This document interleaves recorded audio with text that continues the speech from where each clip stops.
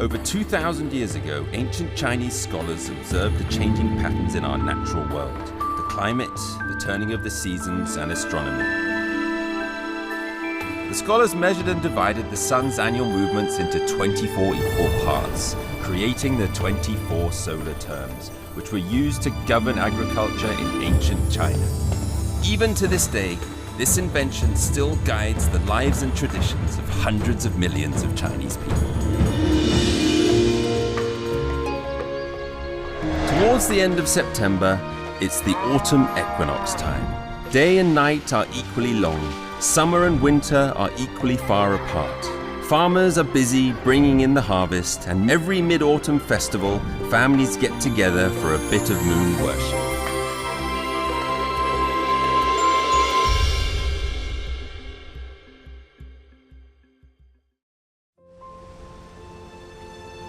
The autumn equinox is midway through autumn and marks the beginning of deepest autumn.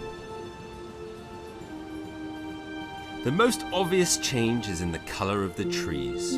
They're so vivid they could be in an oil painting. After this solar term, there's no more thunder. The insects that woke up in the third solar term Jingzhe are either dying or looking for a safe place to survive the winter.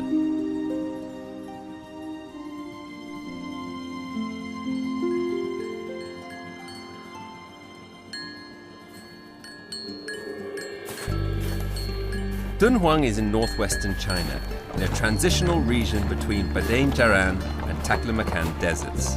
It used to be on the main thoroughfare of the Silk Road trade route. I came over here for mid-autumn to explore deep into the hinterland of China and take in this incredible desert oasis. We can imagine that ever since the Han Dynasty of 2,200 years ago, European businessmen, looking a bit like me, have been here leading teams of camel, transporting bundles of silk and other material from China around the world. Massive wealth flowed along the Silk Road to China as well.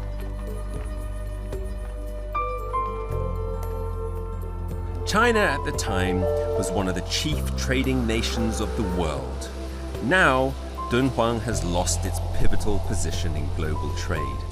But this Gobi Desert is still a sacred place for Chinese people yearning for a distant past.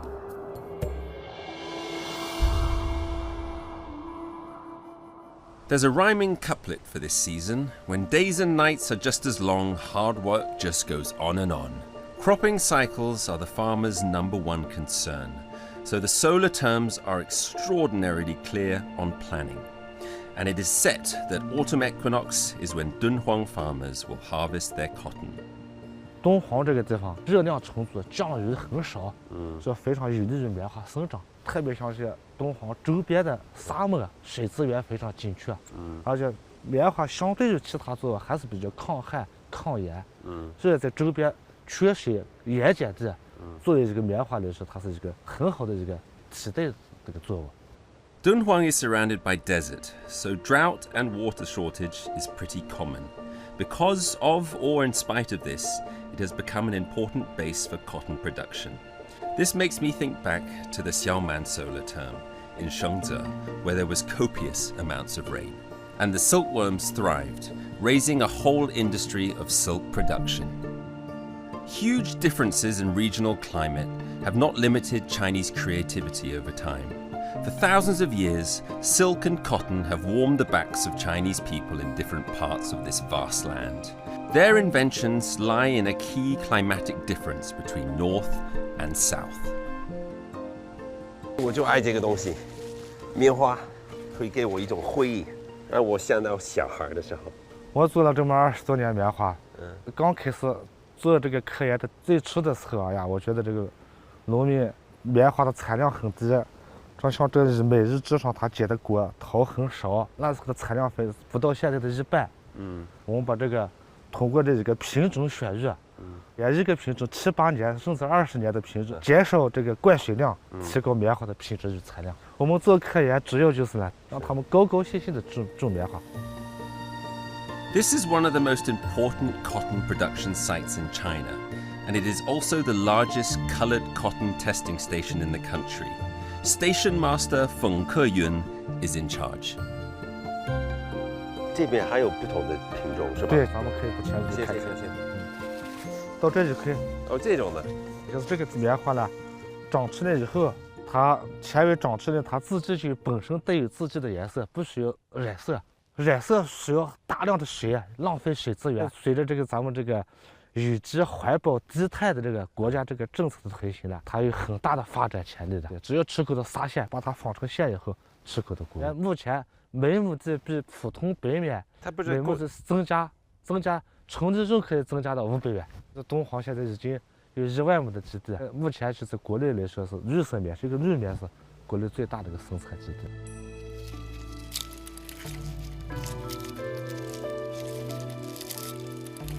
The autumn equinox is harvest season in the water-rich regions of China. Farmers are harvesting rice and fruit around about now. But in Dunhuang, just look at the full, light cotton balls that grow on this cracked and salty soil. You have to wonder at the plant's tenacity and how ancient civilizations across China adapted to local conditions.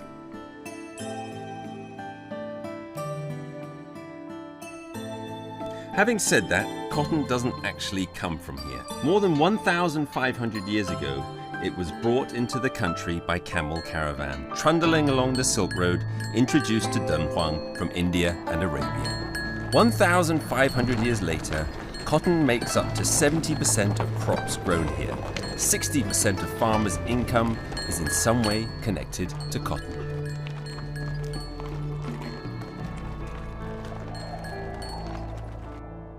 Apart from all the cotton waiting to be harvested, there are also the forests of the Gobi Desert. Coming into their own in autumn, for them it's the most beautiful season by far. Poplar trees. Because they can survive for thousands of years, the locals call them the heroes of the desert. And this part of the Gobi Desert witnesses the most vibrant moment of the autumn equinox period. For a while now, there's been a limited water supply on weekdays because it's been needed for irrigation. After harvest, farmers need less water, and the nearby reservoir will be drained into the surrounding Gobi Desert. Red willow and medicinal herb called camel sap grow wild. These are the favorite foodstuffs of the precious two-humped Bactrian camel. As long as 5,000 years ago, human beings living on the edge of the desert had domesticated the camel. Apart from providing camel fur and milk for humans, camels became the most important form of desert transportation. Fully loaded, stepping out onto the Silk Road.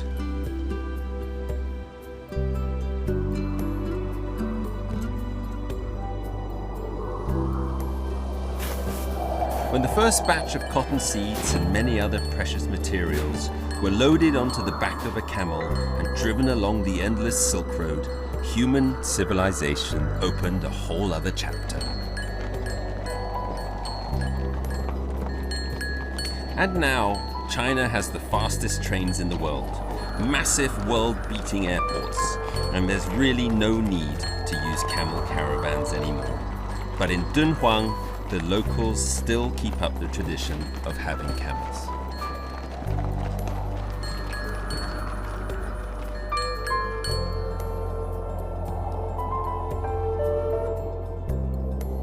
The Crescent Village. It got its name because it's located next to an oasis that's shaped like a crescent. The magic of this crescent moon oasis is that it's been surrounded by desert for thousands of years, but has never dried up.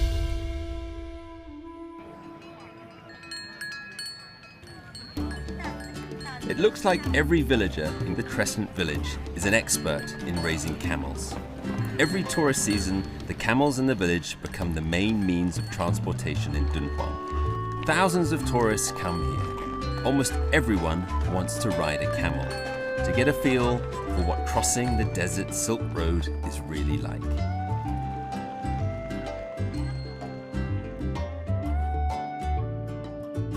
The autumn tourist season is around the time of China's National Day holiday. The villagers of the Crescent Village are preparing for their most lucrative time of the year.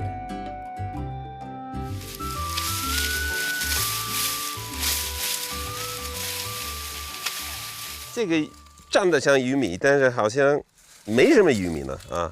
对，这个咱们是专门是喂骆驼的一种玉米，所以它不结这个咱们所说那个棒子啊。它肯定就是不需要太多水，它就能这么长，是吧？对对，它也属于这种耐旱的。那就是到这个季节，他们就吃这个。对，到这个季节，秋分。一个骆驼，能每天吃多少？标准的就是100公斤。100公斤，一天。它能吃得很。它能吃得很。不停的那个嘴一直在不停的动。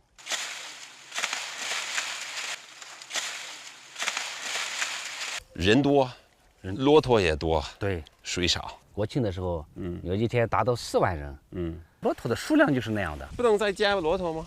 不能，这东西不能说是你随意说，我想加8个就8个，那不可能的。为什么限制呢？是因为水的问题吗？水的问题。这个东西你要吃要喝，那个骆驼要喝起来凶得很。这边什么都限制，你种的多少，你有多少骆驼，等等等等，都是因为水得控制，都是因为缺水。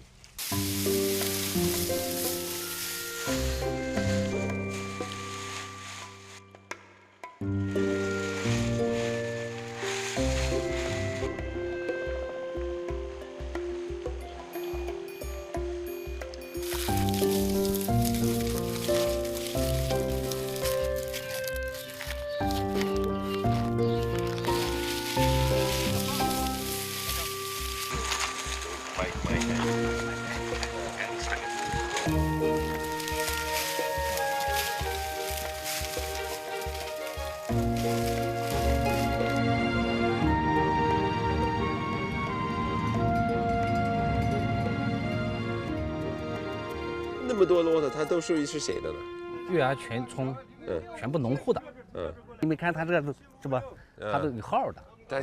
你得挂号，跟咱们在北京买车一样是。对对对对。就是它牌照。所以你们家有几个？几封？是2个号4封。那这一封是你的？对。年轻吗？这个年轻。怎么知道呢？一个看他这个头骨，一个看他那个牙齿。岁数大的牙齿就不行了。它本来就是拉火用的，后来你要给它训练到拉人的，对，做旅游的，对，最少4个人。为什么4个人？没有4个人就把它拿不住，他力气大得很。那你可以教我怎么骑，怎么落？可以，你就这样，就把它对，骑，往前一点，稍微，对，往前一点，你别这样了，我教你，你这样骑，这，你看。跳，大点声。Come on, get down. Come on. 跳 ，Come on, 跳。还有没有？他对你熟呢，没有，他跟你熟呢。他来回他烦了。他烦了。他烦了。做了太对，就是的。那我们就让他歇一会儿吧。The 256 villagers of the Crescent Village are extremely lucky. As the village is close to scenic sites popular with visitors, it's easy to take people there by camel caravan. They can easily earn a lot from tourism.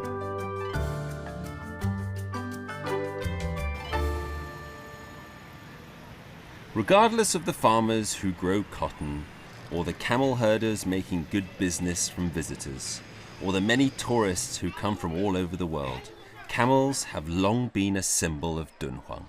Right after the autumn equinox is China's National Day holiday. Apart from the Spring Festival, it's the longest stretch of holiday in China. This is peak season for seeing Dunhuang. Almost everyone who comes here will take a model camel home with them. Zhang Jianzhong used to be a Dunhuang cotton farmer, but now he goes by the name Camel Zhang. 就挣一点毛。给的便宜优惠。你要给他80，他肯定老板不好。He himself grew cotton for more than 20 years, but when he got the idea of making camels for tourists, his life changed course completely, and he made people see Dunhuang a whole other way. 这些小片儿都是干嘛的？这个是把料子全部拆开了以后，这个就是它是肚皮这一片儿，这是脖子那个竖毛，这脖子54片儿，嗯才能成为一个骆驼的。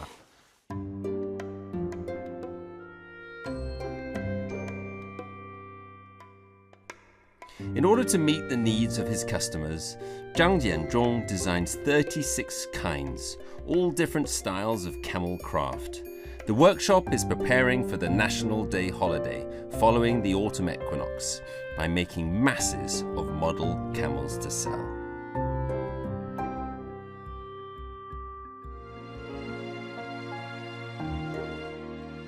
全是骆驼的。它的骆驼这是得赶着在做，我们这是天春车间。为什么非要是手工的？你也可以去找第三方工程去给你机器做的，是吗？机器做的我们现在还没有找到像这样用机器做的。机器压它得封布，封布压起来还得组装。你像你的鞋子吧，你皮鞋是吧？对。我们现在手工拿那个底，你不知道见过没有？那一天一双底得拿1天或者2天。你现在工价太高了是吧？是。国庆期间你能卖多少骆驼？卖个2、3万吧。2、3万。2、3万个。那你大概知道你是在多少地方在卖这个产品？可能大小有200家吧。有骆驼的地方，就应该有骆驼场。有丝绸之路的地方，我们就有骆驼了。这有意思的是吧？你以前是做什么呢？最早我们是种地的，种棉花的啊，种棉花，真是种棉花，是吧？啊，秋分对你来说，它一直就是一个旺季。以前你是摘棉花，到秋分的时候，对。现在你是在赶紧做几万个骆驼。种棉花也忙，是做骆驼也忙。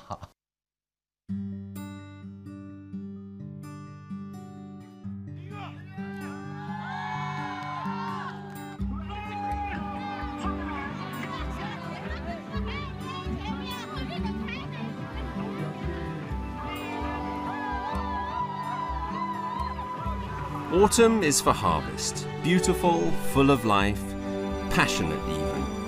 But this stretch of desert in Dunhuang and the camel caravans give this solar term a legendary feel.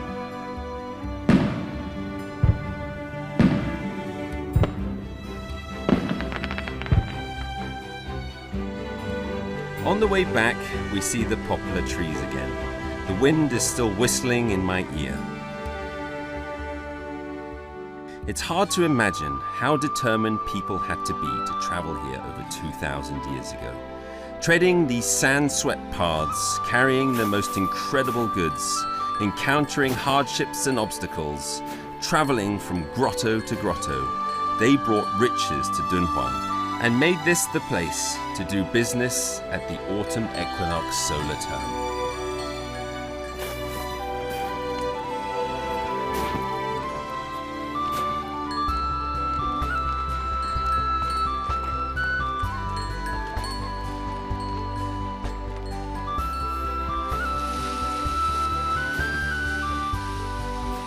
The smell of yellow sand has accompanied civilization through the millennia.